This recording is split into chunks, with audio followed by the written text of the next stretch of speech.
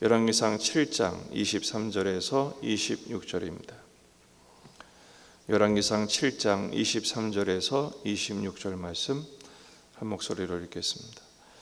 또 바다를 부어 만들었으니 그 직경이 10규빗이요 그 모양이 둥글며 그 높이는 5규빗이요 주위는 30규빗 줄을 둘 만하며 그 가장자리 아래에는 돌아가며 박이 있는데 매 규빗에 10개씩 있어서 바다 주위에 둘렸으니 그 박은 바다를 부어 만들 때 2줄로 부어 만들었으며 그 바다를 소 12마리가 바쳤으니 셋은 북쪽을 향하였고 셋은 서쪽을 향하였고 셋은 남쪽을 향하였고 셋은 동쪽을 향하였으며 바다를 그 위에 놓았고 소의 뒤는 다 안으로 두었으며 바다의 두께는 한 손 너비만 하고 그것에 가는 백합화의 양식으로 잔가와 같이 만들었으니 그 바다에는 2000밭을 담겠더라.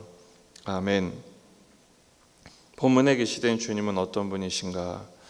십자가 보혈로 씻음 받은 예배자가 되기를 원하십니다. 십자가의 보혈로 씻음 받은 예배자, 주님의 뜻이죠. 계속 성전 기구들을 만들고 있습니다. 히람이 만든 놋기구들 가운데 오늘은 바다죠. 바다. 놋을 부어서 만든 바다입니다. 직경이 한 5m가 좀 덜 됩니다. 꽤 크죠. 거기 담을 수 있는 물의 양이 2000밭 정도 된다고 합니다. 우리 도량 환산으로 하면 45톤쯤 됩니다. 어마어마하게 많은 물을 담을 수 있습니다. 그래서 바다라고 불렀습니다. 유대인들은 물이 많으면 다 바다라고 봤습니다. 갈릴리도 원래는 호수죠. 그런데 바다라고 본 것처럼 지금 성전에 45톤 정도의 물을 담았으니 바다라고 부르는 것은 당연합니다. 그런데 유대인들에게 이 바다는 심판과 재앙의 상징입니다. 이 바다는 잘하면 하나님의 은혜지만 제대로 그 바다를 통과하지 않으면 심판이 됩니다. 또 38절, 39절은 물두멍이 나옵니다. 물두멍 10개를 만들죠. 원래 모세의 장막에는 물두멍만 있었습니다. 근데 솔로몬의 성전은 규모가 컸기 때문에 바다도 만들게 하시고 물두멍을 10개를 만들게 하셨습니다. 물두멍도 각각 약 0.9톤 정도의 물을 담을 정도니까 결코 작은 크기가 아닙니다. 이 바다와 물두멍의 용도는 무엇인가? 첫째는 씻는 것입니다. 역대하 4장 6절을 보면 물두멍 10개를 만들어 5개는 오른쪽에 두고 5개는 왼쪽에 두어 씻게 하되 번제에 속한 물건을 거기서 씻게 하였으며 그 바다는 제사장들이 씻기 위한 것이라. 바다는 제사장들이 씻게 되는 것이고 물두멍은 제물들을 씻어내는 역할을 합니다.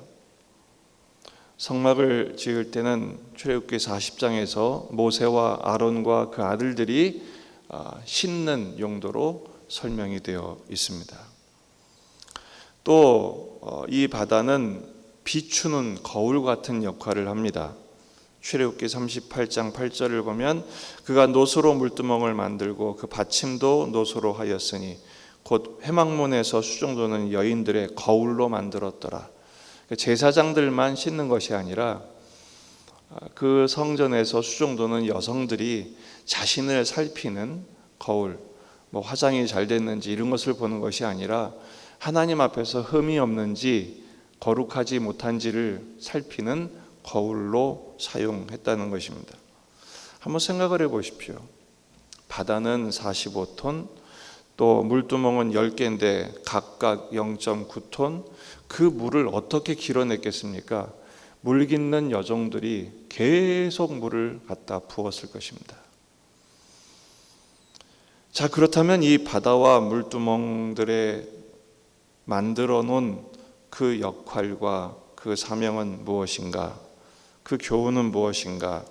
제사장이 씻고 제물을 씻고 또 수종도는 여인들이 자신을 살피게 되었던 것은 우리에게 어떤 의미인가라는 것이죠. 성전에서 일하는 사람들은 사역자들입니다. 일꾼들이죠. 일반 성도들이 아니었습니다. 일반 백성들이 아니었습니다. 하나님의 일을 하는 사람도 매일 씻어야 한다라는 것입니다. 씻음 받지 못하고 거룩하지 못한 채로 사역을 하게 되면 오히려 화가 됩니다. 성전에 사역하는 것은 특권이죠. 누가복음의 사가랴도 뽑히잖아요. 제비를 뽑아서 그 많은 제사장들 가운데서 뽑혀야 그 일을 할 수 있을 만큼 특권이지만, 홈니와 비느하스처럼, 엘리의 두 아들처럼 자신을 정결하게 씻지 못하고 방자하게 행했다가는 오히려 하나님 앞에 심판을 면치 못하게 되는 것입니다. 그럼 우리는 제사장도 아닌데 우리는 하나님께 부름받은 거룩한 영적인 제사장이죠. 우리들도 하나님 앞에 씻어야 합니다. 무엇으로 씻는가? 지금 여기서는 어마어마한 많은 양의 물로 씻었지만 우리는 그런 바다가 우리 교회에 있는 것도 아니고 물두멍에 있는 것도 아니죠. 물론 천주교에 가면 성수란 게 있지만 기독교에는 그 기능이 생략되어 있습니다. 그럼 우리는 어떻게 씻어야 되는가? 두 가지입니다. 첫째는 십자가의 보혈로 씻는 것입니다. 예수님의 십자가의 보혈로 씻은 거예요. 히브리서 10장 19절에서 22절입니다. 히브리서 10장 19절에서 22절. 그러므로 형제들아, 우리가 예수의 피를 힘입어 성소에 들어갈 담력을 얻었다 그랬어요. 예수님의 피를 힘입어 주님의 피로 씻음 받는 것이죠. 이 바다와 물두멍의 위치는 번제단과 성전 사이에 있습니다. 그러니까 이 제사장들과 거룩한 일을 하는 이들은 계속 그 사이를 왔다 갔다 하면서 계속 자신을 살펴야 해요. 물로 씻어야 하고. 우리도 예배를 드릴 때마다 만약에 우리가 옛날 구약 제사법대로 했다면 우리는 맨날 죽어야 됩니다. 예배당에 올 때마다 죽어야 돼요. 피를 흘려야 돼요. 예수님이 피를 흘리셔서 우리를 깨끗게 하시는, 우리 죄를 씻으시고 구원하시는 제사의 제물이 되어주셨기에 우리는 그 예수의 피를 힘입기만 하면 됩니다. 그 길은 우리를 위하여 휘장 가운데로 열어놓으신 새로운 살 길이요, 휘장은 곧 그의 육체니라.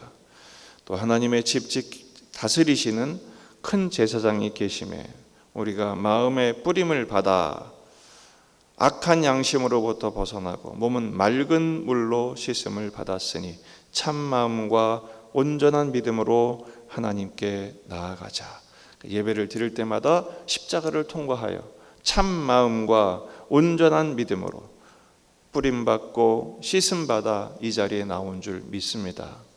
나가실 때도, 여러분의 삶의 현장에 나가실 때도 십자가의 보혈로 뿌림받고 씻음받아 참 마음과 온전한 믿음으로 매 순간 하나님께 나아가는 예배자가 되시기를 바랍니다.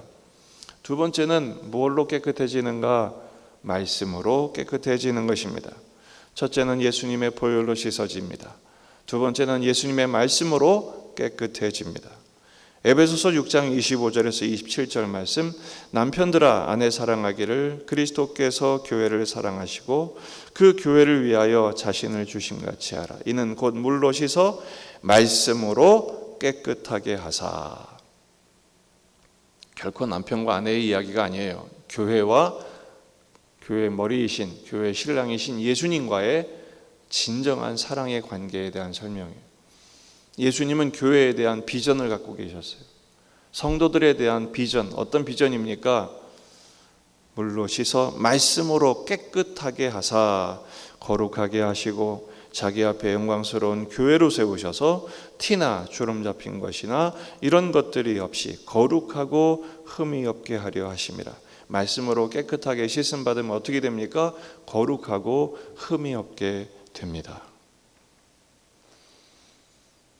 어제는 교사 컨퍼런스가 있었습니다. 노예 교사 컨퍼런스가 있었어요. 한 150명 이상 되는 교사들이 모여서 하루 종일 강의를 듣고 또 저녁에는 부흥회를 했습니다. 참 은혜를 많이 받았습니다.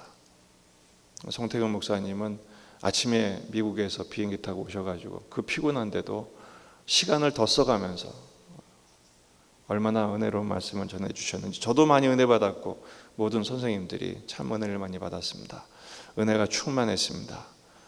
근데 운전 끝나고 집에 와서 차를 딱 댔는데 옆에 차가 차선을 넘어까지 온 거예요. 화가 확 나더라고요. 한마디 확 했습니다. 그때 제가 깨달았습니다. 은혜 받고도 이 모양이구나. 끊임없이 십자가를 통과해야 합니다. 끊임없이 말씀으로 깨끗하게 씻음을 받아야 합니다.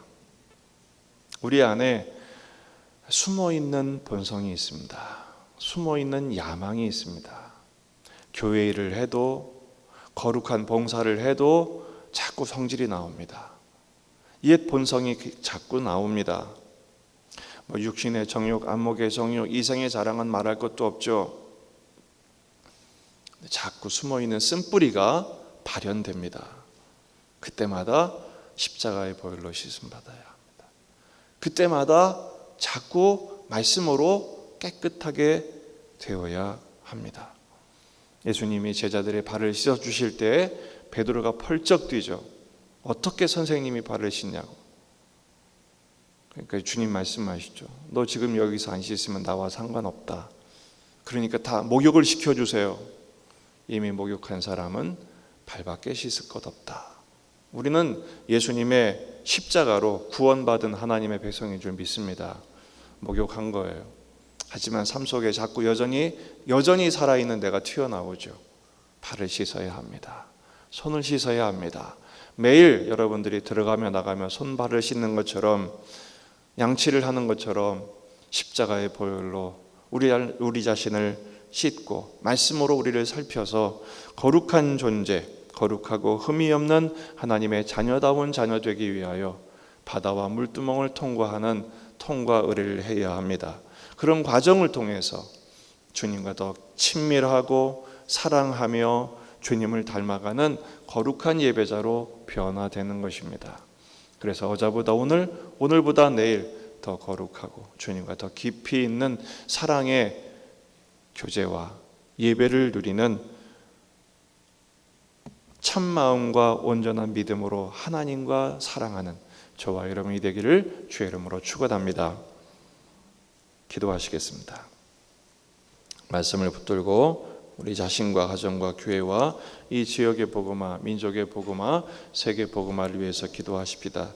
전쟁이 속히 끝날 수 있도록 평화의 도래를 위하여 온 세계가 지금 전쟁 중입니다. 기후와의 전쟁, 이상기후와의 전쟁, 그리고 식량 전쟁이, 경제 전쟁이 펼쳐지고 있습니다.